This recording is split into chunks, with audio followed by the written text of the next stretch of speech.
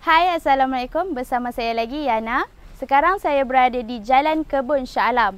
Jadi, sesiapa yang menonton video ni yang berada di area Shah Alam, jom kita tengok rumah ni. Okey, ni porch kita yang boleh memuatkan 1 biji kereta. Tapi kalau tak nak buat parking kereta, kita boleh buat halaman rumah lah. Boleh tak kerusi, tak pokok ke kat sini. Okey, jom kita masuk kat rumah dia. Sekarang ni owner ni request nak sejenis pintu 1 daun setengah. So kalau pintu 1 daun setengah ni dia memudahkan untuk masuk perabot lah. Untuk masuk sofa, peti ais semua tak ada isu lah kalau macam ni. Okey. Sekarang macam yang kita tengok sekarang ni, ini ruang tamu yang berkeluasan 12 x 12 kaki. So muat, boleh letak meja makan kat sini, sofa kat sini, ikutlah kreativiti masing-masing. So, ini ruang tamu dan seterusnya kita masuk ke master bedroom. Master bedroom ni dia dilengkapi dengan satu tandas lah. Okay, ini master bedroom yang berkeluasan 16 kaki x 10 kaki. Tinggi daripada lantai ni ke ceiling sebanyak 10 kaki.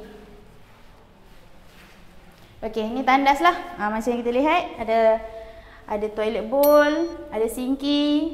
Tandas ni kita boleh custom lah nak jenis duduk ataupun jenis macam tu. Okey. Rumah ni ada 4 bilik. Tadi master bedroom itu bilik pertama dan ini bilik kedua. Bilik kedua. Yang berkeluasan 10 x 10 kaki. Sama juga dengan bilik nombor 3. Berkeluasan 10 x 10 kaki juga. Dan tadi rumah ni ada 4 bilik dan 2 bilik air. Ini salah satu lagi bilik air. Bilik air ni bilik air kongsi. Ada sinki, ada toilet bowl.